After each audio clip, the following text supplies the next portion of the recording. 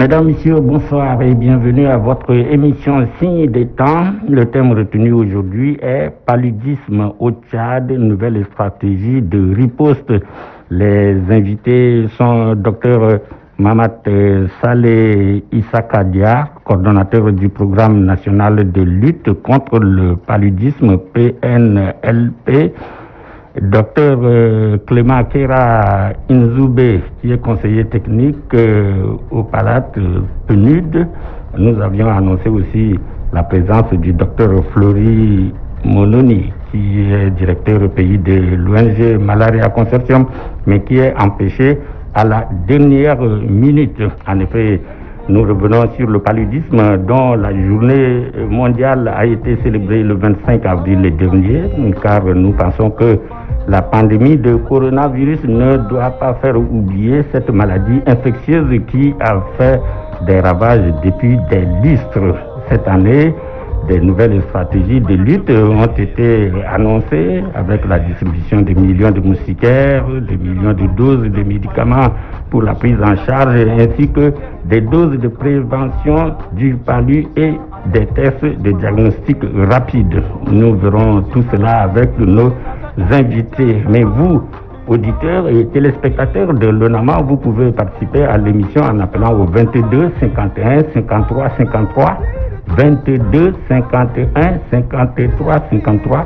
Ce sera juste après un entretien que j'aurai avec mes invités tout à l'heure. Merci pour votre patience. Je me tourne donc vers vous, invités, illustrés invités. Quelle est la situation actuelle du paludisme au Tchad? Je pense qu'on va commencer par le responsable même de la coordination, le docteur Mamat Saleh Issakadia, qui est coordonnateur du programme national de lutte contre le paludisme. Alors, quelle est la situation actuelle, docteur Diar? Bonsoir Monsieur René, et je voudrais vous remercier en fait pour l'occasion que vous nous donnez pour venir, l'invitation à votre plateau, pour venir en fait parler du paludisme. C'est vrai qu'on en parle, mais on n'en parle jamais assez du paludisme. La situation du paludisme en fait au Tchad, il faudrait aussi qu'on parle en fait de la situation du paludisme dans le monde. Le paludisme en fait est une des maladies la plus meurtrière. C'est qu'au niveau mondial en fait à peu près 200 millions, plus de 200 millions de cas de paludisme sont recensés chaque année, et parmi ça, plus de 400 000 décès en fait sont chaque année recensés. Et au Tchad, en fait, le paludisme ne fait parmi ces millions de cas de paludisme et des cas de décès, plus de 80% en fait sont ceux de l'Afrique subsaharienne. Donc le Tchad en fait partie. Et au Tchad, le paludisme constitue la première en fait cause de mortalité, la première cause de morbidité. Et donc c'est la maladie qui fait le plus, un lourd fardeau en fait pour le Tchad. Pour l'année 2019, le paludisme a été à hauteur de 34% en fait responsable des cas de décès au niveau des formations sanitaires. C'est-à-dire de tous les décès qui ont survenu au niveau des formations sanitaires, le paludisme a été responsable dans plus de 34%. Et nous avons enregistré cette année plus de 1 240 000 cas de paludisme qui ont été recensés au niveau des formations sanitaires. Et cette année, en fait, nous avons eu... pour le Tchad seulement, 1 million de... 1 240 pour l'année 2019 au Tchad. Et donc, c'est le rapportage, en fait, au niveau des formations sanitaires. Et nous avons eu cette année, en fait, l'occasion d'intégrer les hôpitaux, en fait, de référence, parce que les hôpitaux de référence, on n'avait pas, en fait, les données consolidées, rapportées au niveau des formations sanitaires et aussi au niveau des structures privées telles que les cliniques privées. Et donc cette année, nous avons eu la chance quand même d'avoir les données au niveau de ces formations sanitaires. Et donc 2 240 000, ça plus de 2 240 cas de paludisme ont été recensés. Et sur ça, je voudrais vous informer aussi que, en fait, il y a aussi des cas qui ne viennent pas au niveau des formations sanitaires. Donc, c'est des cas qui sont sous-estimés. Donc, si vous trouvez que 2 240 000 cas est plus élevé, c'est qu'il y a aussi des cas qui n'arrivent pas au niveau des formations sanitaires.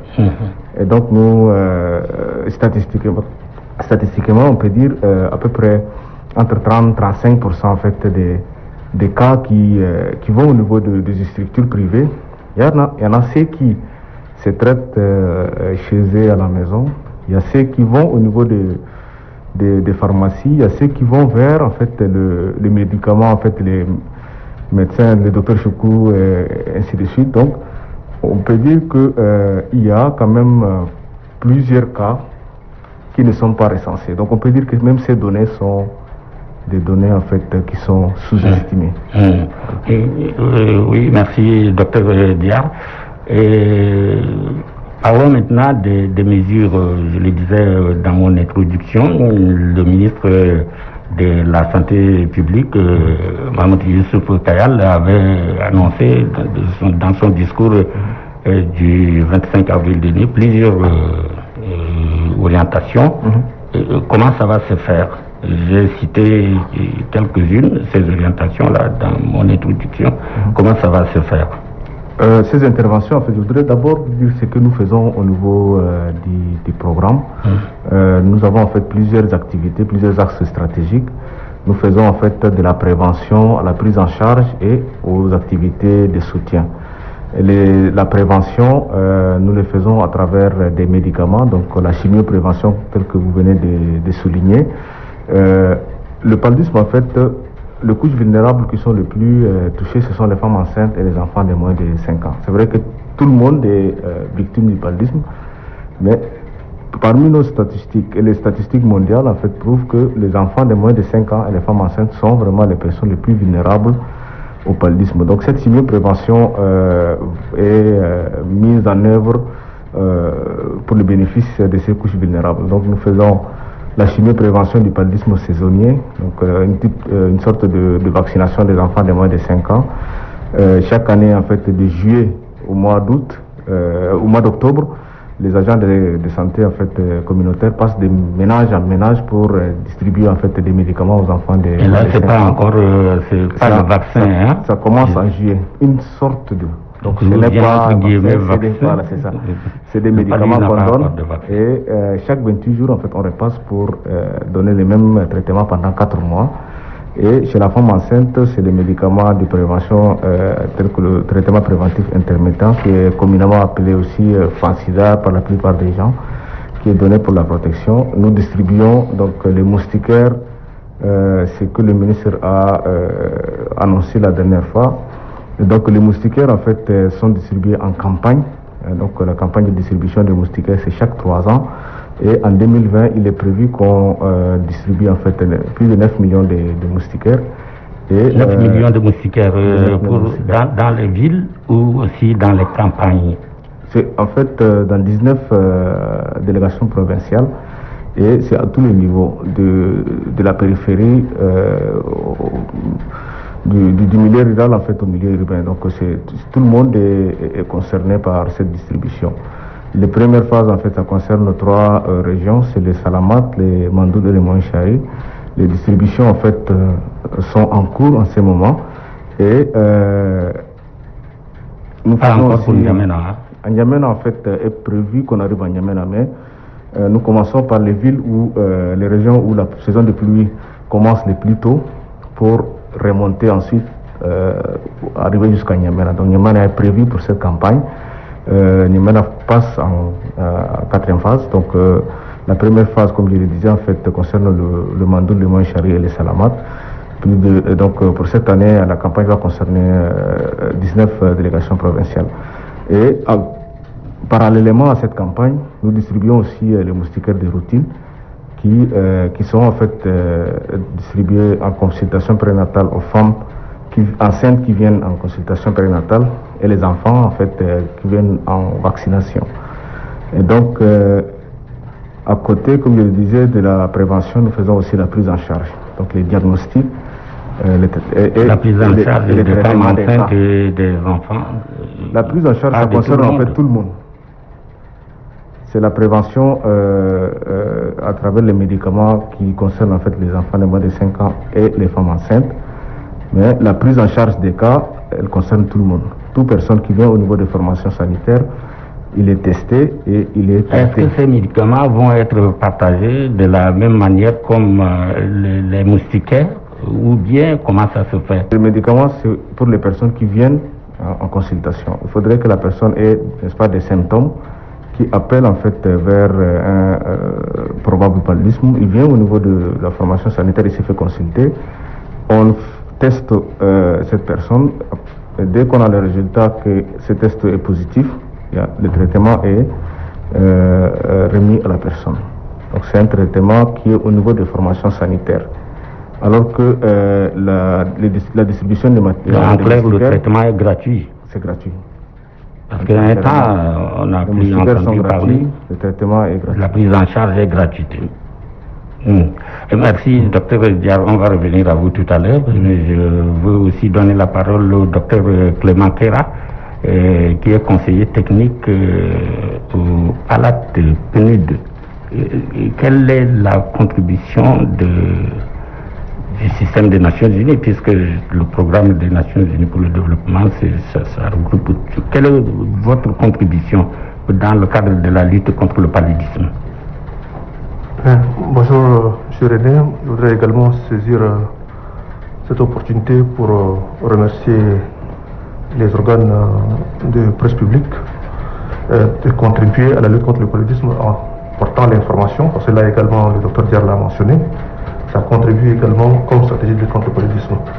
Les organisations du système des Nations Unies appuient le gouvernement, appuient les stratégies nationales qui ont déjà été développées consensuellement avec l'ensemble des acteurs. Et le docteur Diar a résumé les stratégies nationales consistent dans la prévention, dans la prise en charge du diagnostic et traitement, et puis toutes les activités de soutien parmi lesquelles la sensibilisation des acteurs. Donc le système des Nations Unies contribue en ce sens que la lutte contre le paludisme est une lutte qui a un coût énorme, parce que au-delà des aspects morbidité et mortalité qui font partie des éléments de santé publique, il y a également le coût économique et social qui est souvent sous-estimé. Et donc c'est en raison de cette sous-estimation qu'il faudrait beaucoup de ressources pour la lutte contre le paludisme. L'ensemble des acteurs se sont positionnés pour appuyer le gouvernement tchadien qui a développé, sous la coordination du programme national de lutte contre le paludisme, un plan stratégique dont le coût est assez élevé et donc pour lequel il faut mobiliser les ressources. L'ensemble des partenaires contribuent à la mobilisation des ressources et particulièrement au niveau du PNUD. Le PNUD agit comme gestionnaire des subventions du Fonds mondial à la lutte contre le paludisme. Donc vous voyez que le PALAT, c'est le projet d'appui à la lutte contre le paludisme au Tchad, dont le PNUD est bénéficiaire principal pour les financements du Fonds mondial. Pour la période allant de 2018 à 2021, c'est un financement qui est quand même important, c'est 54 millions d'euros, c'est presque 30 milliards de francs CFA. Donc 30 milliards de francs CFA, ça paraît un chiffre énorme, mais au vu des besoins, il ne couvre que 40% des besoins du plan stratégique.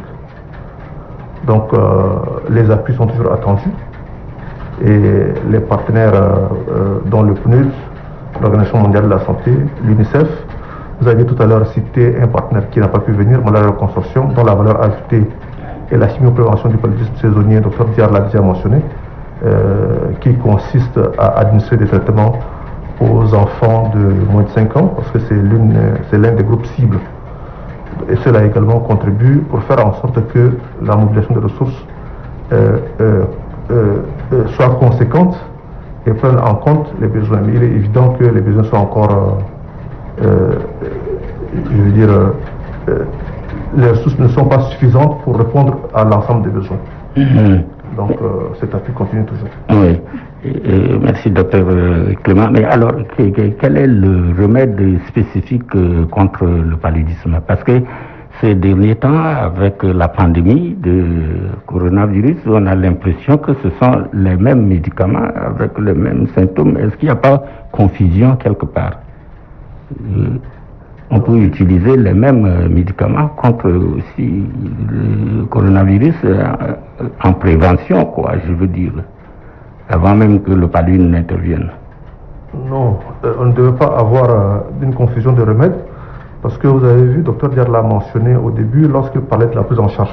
La prise en charge est une question des spécialistes, et à cet effet, lorsque les malades viennent dans les formations sanitaires, ils sont soumis à un diagnostic préalable avant l'administration de tout traitement. C'est-à-dire que c'est lorsque le patient... Ça, c'est à titre curatif, mais si c'est préventif, on peut prendre les quinines, les chloroquines et autres en attendant. Non.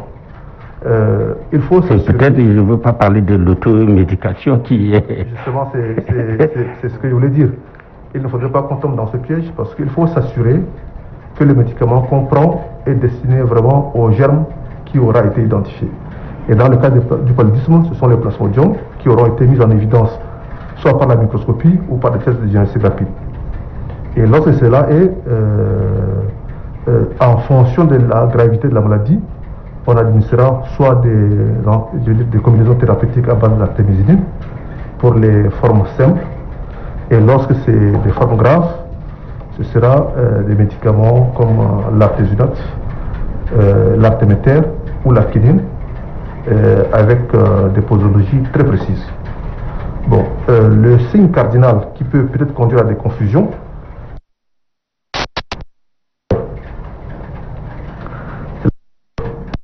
c'est la fièvre. Il faut associer d'autres signes et discriminer ces signes-là avec le diagnostic. Donc c'est la raison pour laquelle vous voyez qu'un bulletin est régulièrement publié par le ministère de la Santé publique dans le cas du Covid, pour dire sur un nombre donné de patients, il y a certains qui ont été soumis à un diagnostic, et même parmi toutes les causes de fièvre qui ont été soumises au diagnostic dans le cas du Covid, tous n'étaient pas Covid. Il pourra également en être de même pour le paludisme. Donc il ne faudrait pas que d'emblée on pense que toute fièvre avant était paludisme, et avec la venue du Covid, toute fièvre devra être considérée comme paludisme ou Covid, parce que dans ces conditions-là, on risque de cibler des maladies et oublier d'autres causes de fièvre qui pourraient également conduire à des cas de mortalité élevés, parmi lesquelles les plus courantes sont les infections respiratoires. Mais n'oublions pas que chez nous, pendant la période allant par exemple de février à mai, nous avons également des méningites. Il ne faudrait pas qu'on se laisse aller à l'automédication qui pourrait dérouter les patients et donc conduire à des mortalités qui pourraient être évitables. Docteur Clément Kera, il y a aussi une question qu'on se pose souvent par rapport au mode de contamination du paludisme. Est-ce que c'est seulement par la piqûre du moustique, ou bien est-ce que c'est ça le seul vecteur de transmission du paludisme, piqûre ou bien il y a d'autres possibilités aussi d'attraper le paludisme? Bon, il est évident que la définition que nous avions classiquement connue déjà, c'est que le paludisme est une maladie due à la piqûre d'un moustique femelle du genre Anophèle. Ça, c'est un peu ce que tout le monde connaît, et c'est la vérité. Donc, c'est le mode principal de transmission. Mais il peut arriver d'autres modes de transmission qui peuvent se passer, par exemple, chez la femme enceinte, de la mère à l'enfant. Tout à l'heure, le docteur Adiar a mentionné le fait que les femmes enceintes représentent un groupe cible du paludisme, parce que la grossesse conduit les femmes à un état immunitaire qui peut être déprimé, et donc par conséquent, lorsqu'elles ont le paludisme, c'est considéré chez elles comme un paludisme grave. Donc le paludisme chez la femme enceinte doit être pris très au sérieux, parce qu'il peut conduire, s'il n'est pas pris en charge, je veux dire, il peut conduire à un faible poids à la naissance pour les enfants, à des avortements chez la femme. En plus du fait également qu'il peut y avoir de la transmission de la mère à l'enfant. Il y a un autre mode de transmission qui est la transmission par les transfusions sanguines. Lorsque les malades sont anémiés et ont par exemple besoin de sang, on peut, si les vérifications n'ont pas été faites, transfusé le sang d'un malade porteur de paludisme à un malade qui n'en est pas, qui est un malade qui est sain. Donc ce qui veut dire qu'il y a, pour résumer, il y a 3 modes de transmission, mais les modes de transmission clés, c'est la transmission vectorielle. Et c'est la raison pour laquelle le docteur Diar mentionnait les moustiquaires imprégnés comme le mode clé de prévention du paludisme dans la population générale distribuée en campagne de masse, et aux femmes enceintes et aux enfants de moins de 5 ans, qui sont les groupes cibles distribués en routine lors des consultations prénatales. On va prendre les auditeurs tout à l'heure, mais je voudrais d'abord demander au docteur Diar, le test de diagnostic rapide dont vous parlez, comment ça se fait? Est-ce qu'on peut vulgariser jusqu'à dans les provinces, jusqu'à dans les petites villes du pays? Comment ça se fait? Est-ce que c'est nouveau, ce que vous appelez TDR?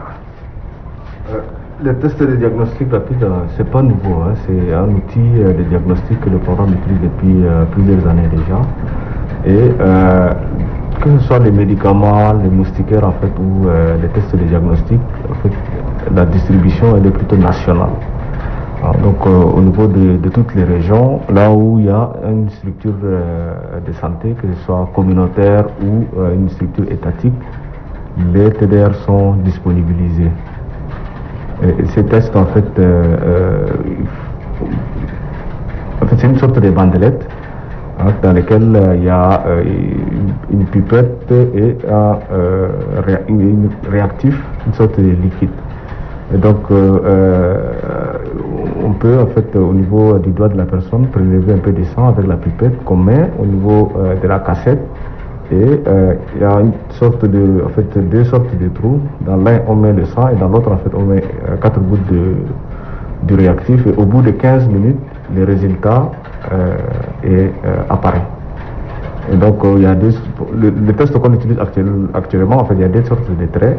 Le premier c'est le trait contrôle, et le deuxième c'est le plasmodium qui est détecté. Et donc à partir du moment où il y a 2 traits, ça veut dire que la personne est infestée. Donc c'est un examen qui est rapide pour faire le diagnostic. C'est pourquoi le nom de test rapide, parce qu'au bout de 15 minutes on a les résultats. Parce que maintenant, on peut même en faire plusieurs, et au bout de 15 minutes avoir plusieurs types de résultats. C'est pour ça en fait qu'on... Est-ce qu'on peut en trouver partout? Parce que là, chaque fois qu'on arrive dans un centre de santé, on voit beaucoup de personnes qui sont là en train d'attendre les résultats. Alors, parce que le palu frappe, et il suffit de se présenter dans un centre de santé pour voir combien de gens arrivent par heure là. Alors, est-ce que ce texte-là est disponible un peu partout dans tous les centres de santé? Au niveau de tous les centres de santé, en fait, en fonction du besoin, les tests sont disponibilisés. Chaque centre de santé rapporte le nombre de cas, le nombre de personnes qui viennent en consultation, le nombre de personnes que eux, au niveau de la formation sanitaire, ils testent, et en fonction aussi, en fait, c'est en fonction de la consommation. Et ces données remontent régulièrement en fait au niveau central. Chaque centre de santé appartient à un district, et le district appartient en fait à une délégation. Et ces données en fait à travers des rapports mensuels du paludisme remontent au niveau du PNLP. Et c'est en fonction de ça en fait que la répartition, en fait les quantifications se font. Et donc au niveau de toutes les formations sanitaires, en fait les médicaments et les tests de diagnostic rapide sont disponibilisés. Au niveau de ces... maintenant, il se pourrait aussi qu'un centre de santé, en fait, fasse les besoins pour 100 tests et avoir peut-être 200 ou 300 personnes à tester. Et donc, effectivement, si la quantification, le rapportage n'est pas bien fait, il se pourrait aussi que le nombre de tests qui sont disponibilisés ne suffise pas. Et la période aussi de haute transmission du paludisme, c'est la période où on en reçoit, en fait... la majorité des cas, donc plus de 60% des cas du paludisme annuel, surviennent pendant ces courtes durées de temps. Et parce que, comme vous l'avez vu aussi au niveau des formations sanitaires, en fait, il y a un dépassement des structures en ce qui concerne l'accueil. Et donc c'est pour ça aussi, pour cette année, en fait, avec l'avènement du Covid, c'est l'une des hantises que nous on a en fait au niveau du programme, mais aussi au niveau du ministère de la Santé, c'est que pendant la saison de haute transmission du paludisme, avec le paludisme qui est déjà qui met déjà en difficulté les structures. Et donc, avec les cas de Covid, il se pourrait que si on ne fasse pas attention, en fait, qu'il y ait un dépassement de prise en charge au niveau de ces formations sanitaires. Donc, à travers aussi les symptômes qui sont similaires, notamment la fièvre, les courbatures, ainsi de suite. Et donc, c'est pour ça aussi qu'il faut qu'il y ait en fait et en même temps une lutte en parallèle. Et c'est pour ça aussi toutes nos sorties, les points de presse du ministre de la Santé, comme vous l'avez mentionné aussi en début de cette émission, c'est que il y a le Covid certes, mais on ne doit pas oublier le paludisme qui, dans les mois qui vont arriver, en fait, va, comme d'habitude, mettre le système de santé en difficulté à travers les milliers de cas qu'on comptabilise. Docteur Clément Kera Inzumbe, vous ajoutez quelque chose avant qu'on prenne les auditeurs qui peuvent déjà appeler au 22 51 53 53 22 51 53 53 pour apporter des contributions ou alors poser des questions aux invités. Nous vous attendons. En attendant, docteur Clément. Oui, merci. Docteur Diar l'a mentionné, c'est les tests diagnostiques rapides. La rapidité du diagnostic pour le paludisme est importante parce que la gravité du paludisme vient de la prise en charge qui aura traîné. Plus tôt le malade est pris en charge, plus la guérison est obtenue. Donc, vous voyez que la méthode classique de diagnostic était la microscopie. Et en général, avec la microscopie, les résultats n'étaient pas rendus en moins de 2 heures. Avec le test de diagnostic rapide, Dr Diar vient de le mentionner, vous avez les tests en une quinzaine de minutes. Vous pouvez faire simultanément plusieurs tests, donc une batterie de tests. Et il a l'avantage d'être facile à utiliser. Donc, ce n'est pas l'apanage des techniciens de laboratoire comme la microscopie, mais il peut être utilisé par toute personne de santé et donc à tous les points de contact avec les malades. C'est-à-dire au niveau des urgences, au niveau des consultations habituelles et dans la stratégie nationale, les tests même sont vulgarisés au niveau des agents de santé communautaires. L'expérience est encore limitée à 2 régions, le Mandolo et le Moyen-Chari, mais il va sans dire qu'en fonction des ressources qui vont être disponibilisées, cette expérience va être élargie à d'autres régions du pays. Et c'est pour faire en sorte que très rapidement les patients arrivent à avoir le diagnostic et éventuellement, s'ils sont positifs au paludisme, à avoir donc également le traitement. C'est un test qui est rapide, mais également efficace, aussi efficace que la microscopie s'il est bien réalisé. Et bien réalisé, c'est-à-dire que c'est assez simplifié. Le docteur Diarra a décrit une méthodologie qui est, comme vous le voyez, c'est assez simple, c'est pas schématique, mais dans sa description, elle est très logique, on voit que son utilisation est facile. Oui, allô, il y a quelqu'un en ligne? Bonsoir, grand frère René Dilayo. Bonsoir.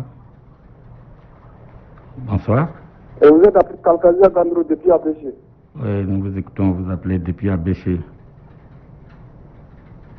Ouais, je voudrais savoir, bonjour d'abord les invités.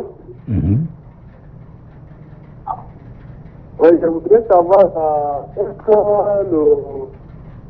l'arterméter ou encore la quinine ou le chloroquine, les deux, quel produit est le plus efficace contre disons, le paludisme?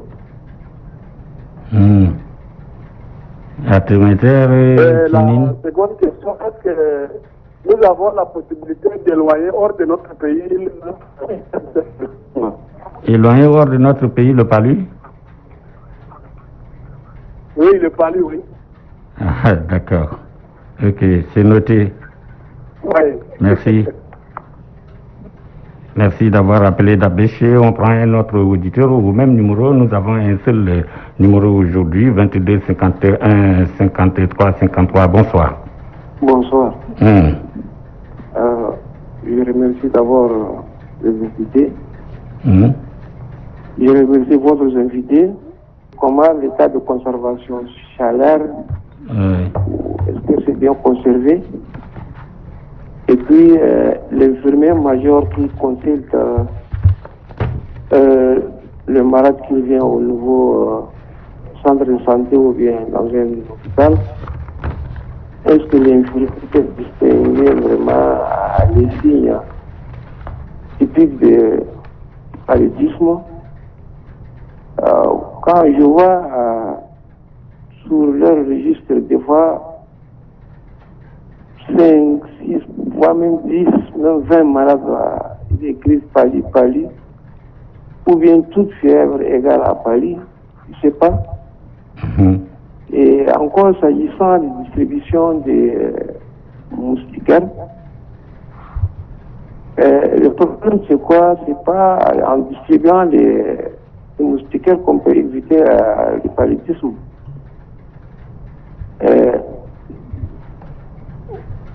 Il y a un médecin qui dit, bon, le vecteur, c'est l'anophèle. Bon, je suis d'accord. Mais est-ce qu'on ne peut pas avoir d'autres stratégies pour éliminer les vecteurs?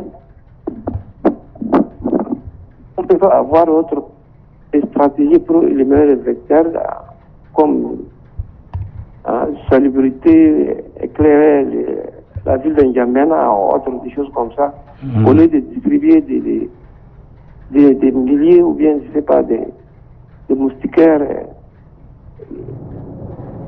C'est ça. Oui. Et puis, la moustique antipique, là, c'est pas en dormant des fois, même en causant en plein riz, on va te piquer. Et c'est ça mon préoccupation. Comment vous vous appelez? On n'a pas noté votre nom. Ali Ibrahim. Ali Ibrahim. Merci d'avoir appelé.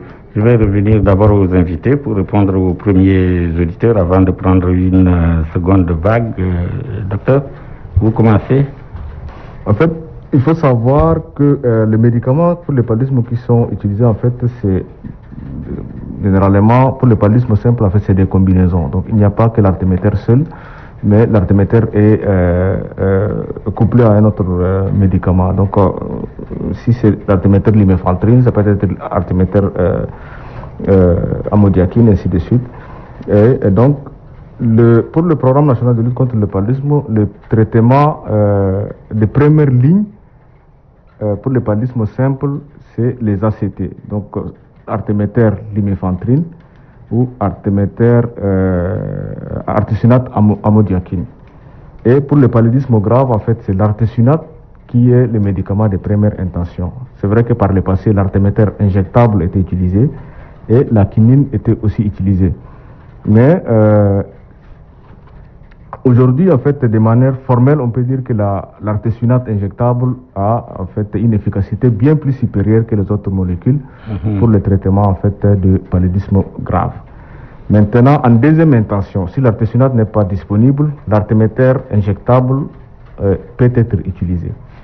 Et ensuite, la quinine vient en troisième intention. Et donc, vous avez remarqué, en fait, vraiment, les gens usent et abusent en ce qui concerne en fait l'utilisation de la quinine, parce que la durée du traitement est assez longue et c'est en fait aussi pour des raisons en fait qui ne sont pas forcément scientifiques en fait que la quinine est utilisée. Et donc nous au niveau du programme, en première intention, les médicaments pour le traitement du paludisme grave, c'est l'artesunate injectable qui est aussi efficace dont l'efficacité est prouvée et bien supérieure.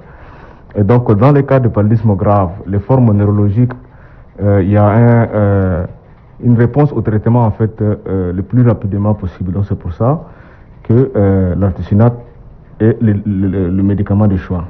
Toutefois, tout médicament qui soit utilisé, en fait, ce n'est pas le nom qui compte, mais la qualité même du médicament. Vous pouvez prendre en fait de l'artesunate ou bien de l'artéméter, mais si ce n'est pas un médicament qui est homologué, qui vient en fait de firmes pharmaceutiques qui sont bien connus, et donc ces médicaments-là, vous pouvez les prendre, mais l'efficacité en fait ne sera pas. Mais pour la plupart, ce qu'on trouve sur le marché, est-ce que c'est avec les docteurs Tchoukou? On trouve Artemether et autres, d'où ça vient? Est-ce que c'est homologué? En fait, et donc pour nous, la voie normale en fait, pour l'acquisition de médicaments, ça reste la CPA, la centrale pharmaceutique des achats. Et donc, tout médicament en fait, doit être acheté à ce niveau. Et donc, les médicaments sont stockés au niveau des pharmacies. Et des dépôts pharmacie et des pharmacies. Donc, ce sont vraiment les voies d'acquisition des médicaments qui sont connues et légales. Et donc, je passe à la deuxième question. C'est la question de M. Ali en ce qui concerne en fait la conservation des tests.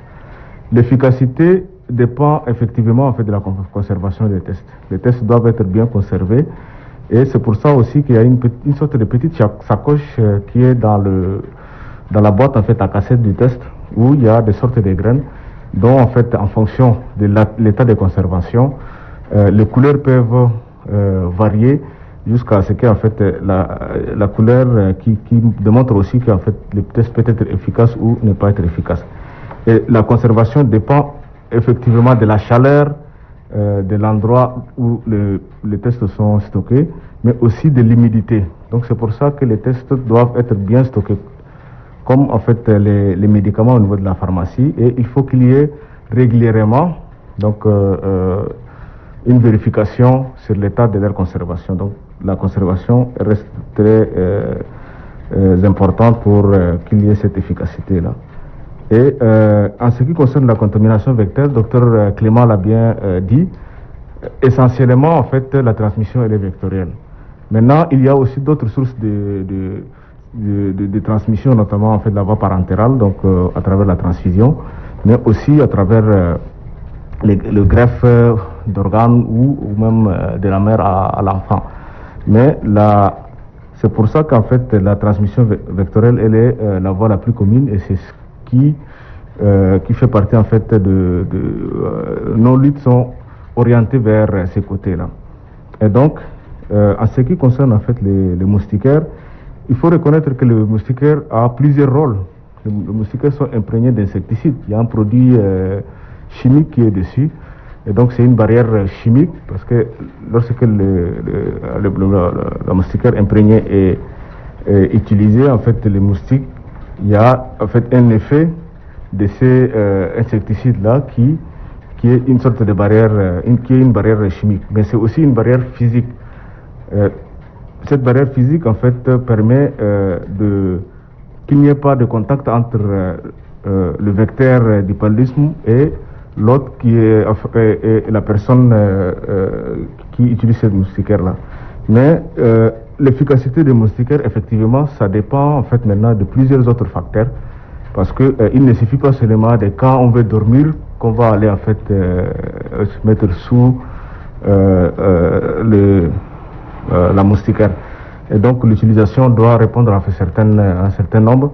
C'est vrai que pendant que la personne est dehors, elle peut être piquée par les moustiques. Avant de dormir. Et même si la personne dort après par la suite en fait sous moustiquaire, c'est qu'il a eu déjà, le contact est déjà établi entre la personne et les vecteurs, donc il peut développer le paludisme. C'est pour ça que la protection en fait, elle dépend de plusieurs facteurs.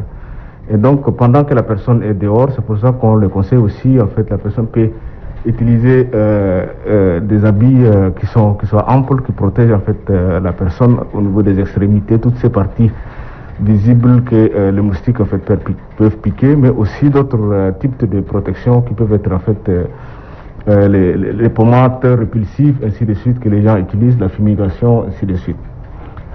Maintenant, l'efficacité des moustiquaires, en fait, la question qui est posée tout le temps, qui s'en revient, en fait, pourquoi tout le temps on continue en fait de distribuer des moustiquaires, les résultats ne sont pas très... Les moustiquaires, en fait, c'est des barrières, comme je le disais, physiques et chimiques, mais elles ont une durée de vie qui est élevée. Les moustiquaires, une fois distribués, c'est pour une durée de 3 ans, et chaque 3 ans, on reprend en fait la distribution. Maintenant, les autres méthodes, en fait, chaque méthode a ses avantages et ses inconvénients, ça ne se valent pas.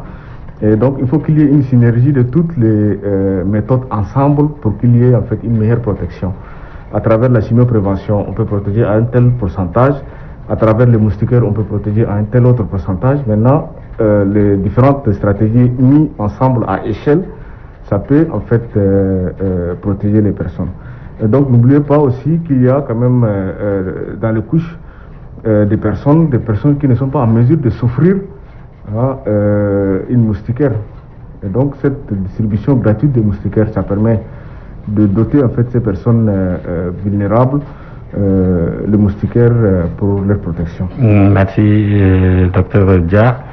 Un auditeur avait demandé est-ce qu'on peut mettre fin au paludisme dans le pays? Est-ce qu'on peut mettre le paludisme hors du pays?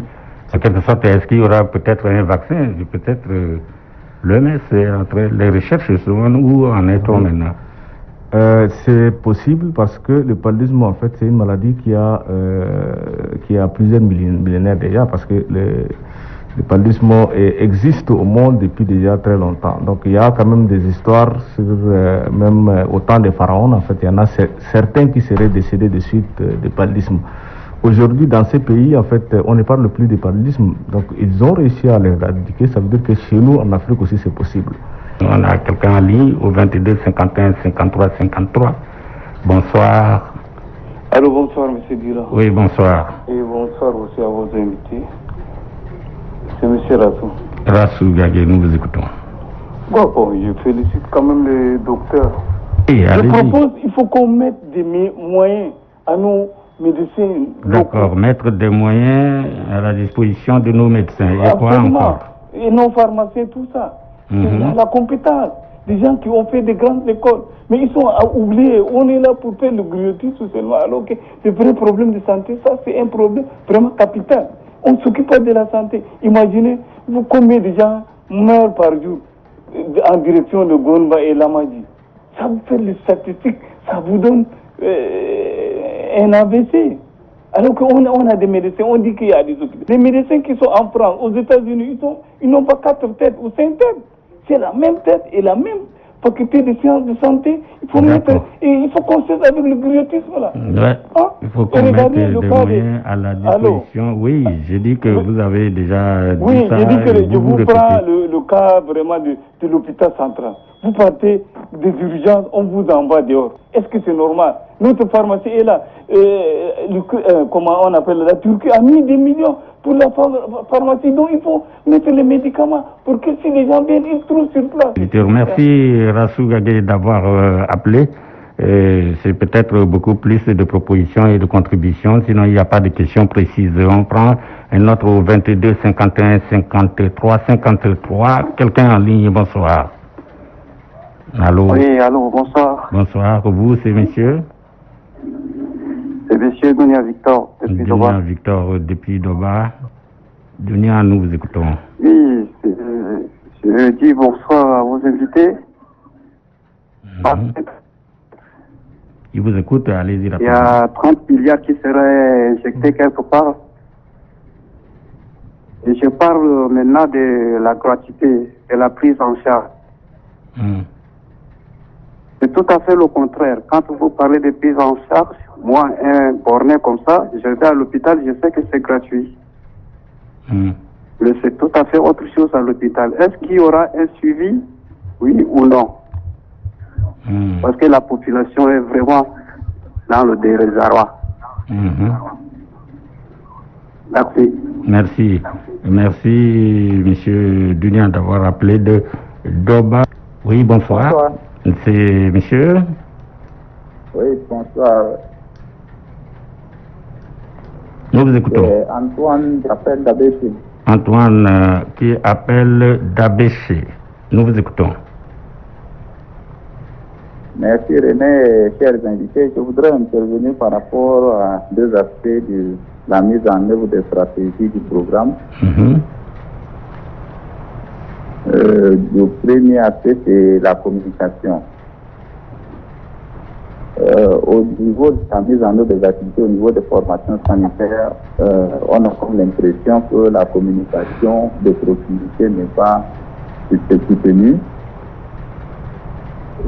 Or, toutes les activités sanitaires ont vraiment d'être accompagnées par une communication pour amener les gens à comprendre, surtout en matière de prévention, l'utilité des moustiquaires, la prise en charge de la chimioprophylaxie préventive, et puis les conditions d'hygiène environnementale et tout ça pour pouvoir lutter efficacement. Or, au niveau périphérique, il y a ces aspects de communication là qui manquent. Et puis déjà, peut-être au niveau du programme, des restrictions pour faire se mener en matière de stratégies à mettre en œuvre pour amener les formations sanitaires périphériques à accompagner les activités de routine du programme en communication efficace pour susciter la demande, ça va être une très bonne chose. Le deuxième aspect, c'est la gestion des intrants de lutte contre le paludisme. Je voudrais parler un peu de la répartition en termes géographiques et démographiques, parce que il y a là où le paludisme, c'est vrai qu'il y a des périodes de cycle, mais là où le paludisme se transmet sereinement, et il y a là également où il y a une forte densité de population. On a comme l'impression que la répartition des intrants ne tient pas compte de ces aspects-là. Et de sorte que si on arrive dans certaines formations sanitaires, des grandes quantités de produits se périment, alors que dans d'autres, il y a une longue période de rupture. Et on a également un autre phénomène que le programme doit vraiment y regarder de près. Comme les produits du programme sont des gratuités, au niveau des formations sanitaires périphériques, la tendance est beaucoup plus à l'utilisation des produits de recouvrement de coûts que les produits du programme qui sont destinés à donner gratuitement à la population. Et donc là aussi, ces aspects-là, il faudrait que ça soit vraiment pour que la population puisse vraiment utiliser ces médicaments et pour optimiser la lutte. Ok. Merci Antoine qui appelle les Dabéché. Alors je vais revenir à vous pour répondre rapidement avant de prendre une dernière vague. Docteur Clément. Dunia Victor mentionnait que les médicaments n'étaient pas gratuits, et cet élément a aussi été abordé par Antoine, ce qui fait qu'on peut regrouper les deux questions et les aborder ensemble. Mais vous savez que ces éléments tournent essentiellement au niveau de la communication. Il l'a aussi mentionné comme premier point. Et dans les stratégies du programme, en plus de la prévention, de la prise en charge, il y a des éléments que le Dr Diar a mentionnés comme étant des éléments de soutien, parmi lesquels il a parlé de communication et de sensibilisation. Effectivement, lorsqu'on voit le paludisme, on se rend compte que le paludisme sévit beaucoup plus dans les milieux qui sont pauvres, qui sont moins instruits. Donc vous voyez que les gens qui ont des ressources, des gens qui sont cultivés, ne font pas le paludisme autant que ceux qui ont moins de ressources et qui sont peu instruits. Pourquoi? Parce que les ressources sont disponibles, mais nous n'avons pas les mêmes taux d'utilisation de ces ressources. Nous ne recourons pas rapidement à certaines ressources que le gouvernement met gratuitement à la disposition des populations. Donc, l'aspect communication est nécessaire, et je pense qu'il faut saluer les auditeurs qui le mentionnent déjà dans leurs interventions. Mais je pense également que les émissions de ce genre, ou bien certains passages dans les organes de presse écrits, à la télévision, tout ça participe de la communication, et donc il y a encore du chemin à faire, mais c'est un élément clé dans la lutte contre le paludisme. Au niveau de la gestion des intrants, Dr Dia peut-être reviendra sur la méthodologie utilisée par le programme pour déterminer les intrants, mais je sais que moi, en tant que partenaire, je sais que la quantification est faite en fonction d'abord des besoins nationaux. C'est le nombre de cas qu'il a donné pour l'ensemble du pays, à peu près 1 200 000 cas, mais il y a une répartition géographique tenant compte du fait que le paludisme est une maladie qui est liée à la pluviosité. Tout à l'heure, il a dit que les stratégies vont... Il a commencé par le fait que certaines stratégies doivent être implémentées plutôt vers le sud, en remontant vers le nord. La distribution des intrants également accompagne cette dynamique. Il y a également non seulement en fonction de la géographie, mais il y a également une autre répartition qui tient compte de la saisonnalité, parce que le paludisme est une maladie saisonnière. Donc vous n'allez pas affecter les mêmes quantités d'intrants pour tous les mois de l'année. Il y aura des mois où les quantités vont être plus importantes, par exemple essentiellement pendant la saison de pluie. Donc c'est dire que c'est un exercice qui est assez pointilleux, quoique difficile. Donc il peut arriver que des ruptures des intrants soient constatées dans certaines formations sanitaires. Dr Dia reviendra sûrement sur la question. Mais cette quantification, au-delà des besoins nationaux, est également une quantification qui doit se faire à différents degrés de la pyramide sanitaire. C'est-à-dire que l'expression des besoins doit être également faite par les responsables de santé, par les médecins chefs de district, en se basant sur les données locales. Donc, pour peu que les données locales soient, j'allais dire, mal rapportées, peut-être que ce n'est pas le terme qu'il faudra utiliser, mais excusez-moi si j'utilise comme ça, pour peu qu'il y ait une erreur sur le rapportage, vous aurez automatiquement une erreur sur l'expression des besoins qui va se retentir donc sur la disponibilité des médicaments dans les formations sanitaires. Ça, c'est un exercice qui est un peu long à prendre parce que la dynamique du paludisme n'est pas la même toute l'année, d'année en année, et répartie sur la géographie. Il y a également l'élément gratuité qu'il a mentionné, Dr Diar, je préfère qu'il revienne sur cette question, mais je voudrais profiter de cette opportunité pour revenir sur un élément, Dr Diar l'a aussi mentionné, c'est comment se prévenir du paludisme. On a déjà dit, le paludisme c'est une maladie qui a plusieurs modes de transmission, certes, mais la voie vectorielle est la voie la plus importante. Donc, il n'y a pas meilleur moyen de se protéger contre le paludisme que d'éviter de se faire piquer. Est-ce que certains médicaments, certains remèdes contre le paludisme sont fabriqués ici en Afrique? Il y a un auditeur qui a dit on a des médecins, des pharmaciens qui sont capables de faire ce travail, mais qu'on ne leur a pas donné de moyens. En introduction, j'avais dit que le paludisme est sous-financé. Les besoins sont énormes, les financements n'accompagnent pas. Au Tchad, c'est 40% des besoins qui sont couverts. Donc, ce qui veut dire que les besoins demeurent encore. Mais quant à la question de savoir est-ce que les médicaments sont fabriqués en Afrique, oui, il y a des pays qui fabriquent des médicaments. Beaucoup de pays, vous avez le Sénégal, des pays du Maghreb, il y en a. Il y a des cas de fabrication de médicaments en Afrique. Mais même si le cas du Tchad, même s'il n'y a pas encore de fabrication de médicaments au Tchad, le secteur est suffisamment régulé. Régulé notamment pour les médicaments que le gouvernement met à disposition. Moi, en tant que partenaire, je préfère le souligner parce que les médicaments que le gouvernement importe, et c'est les mêmes règles que les partenaires suivent, respectent des règles strictes qui sont régulées par l'autorité. C'est-à-dire, il y a une importation qui vient à la CPA, les médicaments qui viennent sont d'abord contrôlés dans leur efficacité avant d'être libérés vers les formations sanitaires. Donc ceux qui pensent que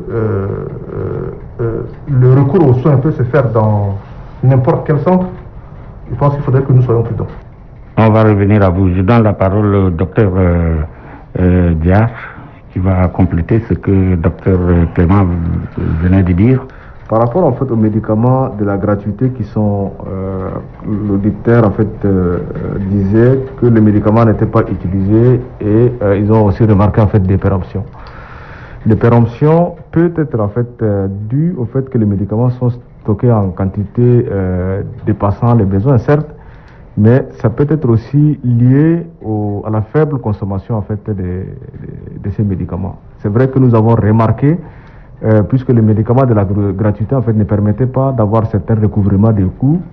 Donc les responsables des centres délibérément en fait ils préfèrent plutôt utiliser les médicaments qu'ils peuvent vendre à la place des médicaments qu'ils peuvent donner gratuitement en fait aux bénéficiaires.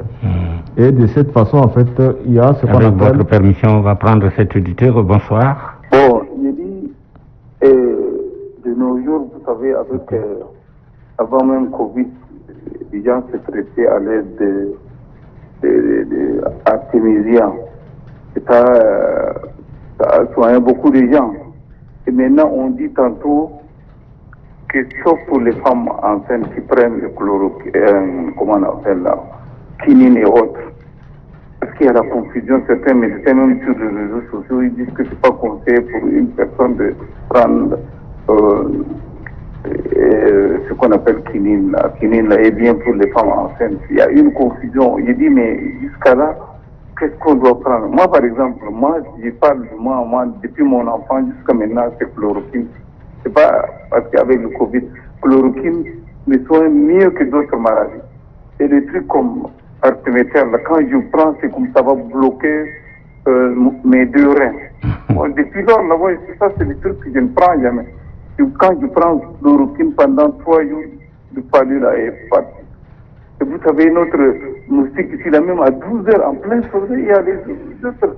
Il faut vraiment essayer de désinfecter les trucs. Parce qu'ailleurs, même, on disait qu'au temps de son barbar, on pulvérisait la ville. Merci, il faut laisser les invités répondre. Allez-y, docteur Dia. Oui, donc je disais que voilà, donc à propos en fait des médicaments, la péremption, en fait, il y a aussi des péremptions qui sont, je veux dire, des ruptures artificielles. C'est ce qu'on a l'habitude de dire. C'est que les médicaments est disponible, mais lorsque les personnes viennent au niveau des formations sanitaires, on dit qu'il n'y a plus de médicaments de gratuité et certains responsables, en fait, ils vendent ces médicaments-là et par la suite, en fait, les médicaments de la gratuité périment à côté. Donc, comme l'auditeur vient de dire, je pense que c'est une injustice. À côté, on a quand même des zones où il y a un besoin, en fait, en médicaments, mais il y a des responsables de formation sanitaire qui se permettent quand même de laisser ces médicaments en fait périmés alors que ça aurait pu servir ailleurs. Et donc quand on dit gratuité, moi je pense que je le dis avec certitude, gratuité ne veut pas dire qu'on ne dépense pas de l'argent pour l'acquisition des médicaments. Gratuité veut dire qu'il y a des coûts que quelqu'un quelque part endosse. Et pour la plupart en fait ce sont soit les bailleurs, soit l'État. Les médicaments, ce sont des médicaments de qualité qui sont achetés chèrement, mais qui sont mis à la disposition en fait de la population de manière gratuite. L'assainissement, comme je le disais, c'est un facteur très important dans la lutte contre le paludisme. La lutte contre le paludisme doit être multisectorielle. Elle doit aller du social, c'est-à-dire de l'action sociale, de l'éducation, aussi aux infrastructures. Donc, quand il pleut, toutes nos rues sont, comme vous l'avez remarqué, en fait, sont inondées et il y a un développement rapide et en masse de moustiques à ce niveau. Donc, il faut qu'il y ait l'assainissement, c'est très important, mais la pulvérisation aussi peut être une stratégie importante. La pulvérisation, ça, ce sont les maires qui sont interpellés. Pour la pulvérisation... Oui, c'est le programme aussi. En fait, pour la pulvérisation, c'est une stratégie que le programme développe. Les produits qui sont efficaces pour la pulvérisation, le programme l'essaie puisqu'on fait des études pour voir en fait l'efficacité d'un produit en fait à un autre. Mais aussi la stratégie, c'est une stratégie que le programme en fait développe. Et nous connaissons, n'est-ce pas, comment fonctionnent en fait les moustiques, à quelle heure il faut en fait faire cette pulvérisation-là, mais l'intervalle même de combien de jours il faut aux moustiques de se développer pour devenir des moustiques adultes et de piquer en fait les personnes. Donc c'est pour ça que la pulvérisation est une activité qui se fait, qui doit se faire de commun ensemble en fait, et par la mairie, mais aussi par le programme. Nous assurons le côté technique, je dirais. Et le côté en fait, puisque la mairie a des hygiénistes, ils ont aussi en fait d'autres activités de pulvérisation qu'ils les font. En fait, c'est ensemble que cette pulvérisation-là doit se faire. Et la saison de pluie avance, donc la population vous attend. Nous sommes arrivés à terme de cette émission. Docteur Clément, un dernier mot. Chaque fois que les gens appellent pour parler de pulvérisation, on parle des grandes villes. Nous avons une population essentiellement rurale. Et Dr Dia tout à l'heure, en parlant du moustique, nous n'avons pas parlé des situations où les petites poches d'eau, quand vous voyez par exemple d'ici à Bangor, vous voyez toutes ces marais que vous avez tout le long de la route. Donc ça, ce ne sont pas des trucs qui sont faciles à contenir, notamment dans les exercices d'aménagement de l'environnement. Et donc ça ramène à la quantification qui a été faite pour le plan stratégique du programme national de lutte contre le paludisme, qui a prévu ces activités mais qui n'a pas obtenu des financements pour accompagner. Donc, ce sont les stratégies les plus efficaces qui peuvent être mises en œuvre à large échelle, qui sont pour le moment développées. C'est-à-dire qu'ils peuvent couvrir l'ensemble de la population, que ce soit au niveau urbain, que ce soit au niveau rural. Mais je voudrais quand même, pour terminer, dire à chacun que la lutte contre le paludisme n'est pas simplement l'affaire du gouvernement, c'est une affaire personnelle. Je suis technicien de la lutte contre le paludisme, mais je suis aussi un citoyen qui peut potentiellement tomber malade. Et donc je refuse que je tombe malade du paludisme en faisant quoi? En appliquant les règles qui sont régulièrement diffusées, c'est-à-dire dormir régulièrement sous moustiquaire imprégné. C'est grâce à la lutte contre, c'est grâce à l'utilisation des moustiquaires imprégnés que de 2000 à 2015, c'est-à-dire en 15 ans, on était autour de 1 million de cas vers les années 2000.